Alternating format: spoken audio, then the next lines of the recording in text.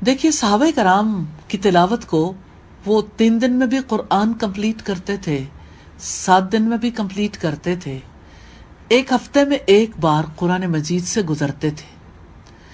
بہت اگر کسی کے لیے مشکل ہے تو رمضان میں کم از کم 2 ہفتوں میں 1 قرآن تو کمپلیٹ کرنا چاہیے۔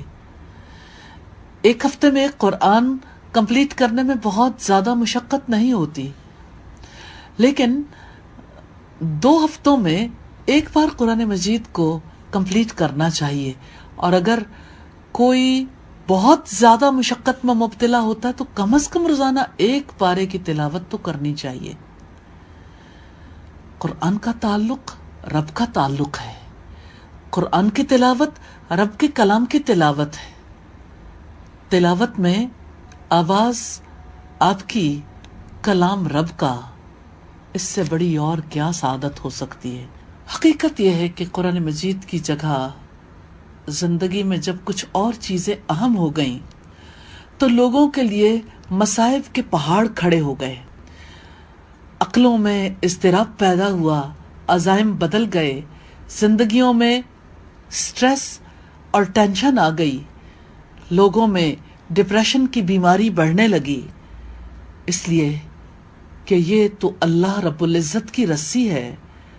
جب رسی ہاتھ سے چھوٹ گئی تو رب سے تعلق ٹوٹ گیا، چھوٹ گیا، جس کی وجہ سے زندگیاں اضطراب کا شکار ہو گئی ہیں۔ لوٹ چلیں اپنے رب کی طرف، رب کی طرف جانے کا راستہ قرآن ہی ہے۔ رمضان میں تلاوت کے لیے خصوصی پلان کیجیے۔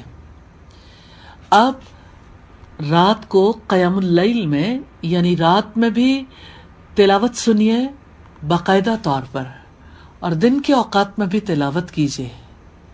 کیا رمضان قرآن کا مہینہ نہیں ہے؟ کیا رمضان میں تلاوت کرتے ہوئے زیادہ وقت نہیں گزارنا چاہیے؟ تلاوت ہماری روح کی غذا ہے۔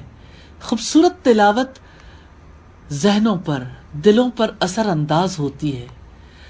تلاوت کی وجہ سے تدبر کا موقع ملتا ہے، تلاوت کی وجہ سے روح کو تسکین نصیب ہوتی ہے، اور جو لوگ اس کو اپنی زبان میں سمجھتے ہیں انہیں تلاوت کا دوہرا فائدہ ہوتا ہے، کیونکہ انہیں سمجھ آتی ہے کہ ہمارے رب نے ہم سے کیا چاہا ہے۔